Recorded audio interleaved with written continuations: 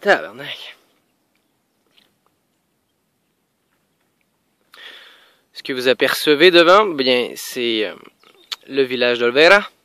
Un des premiers villages que j'ai visité qui fait partie de du Camino del Pueblo Blanco.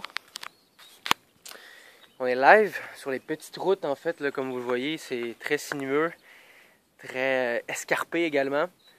J'ai 10 km à faire dans ce genre de chemin-là pour m'amener au prochain village qui est El Castor. Et après, je vais rejoindre El Centenario de las Bordegas pour après, finalement, terminer à Ronda, qui va faire le tour, en fait, du chemin que que j'ai décidé pour faire le tour des Pueblo Blanco. Je voulais juste vous dire en fait que l'ensemble de ces villages-là, c'est intéressant parce que les Romains ont comme créé la fondation de la majorité des Pueblo Blanco. Par la suite, les Arabes, ils sont venus y mettre une touche pendant quand même une bonne couple de centaines d'années.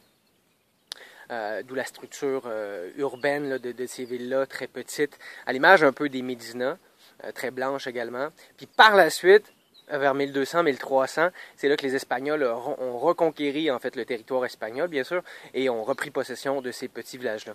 Donc, vous voyez également que les routes en sont quand même touchées par les récentes, je dirais pas inondations, mais il y a eu quand même beaucoup de précipitations dernièrement.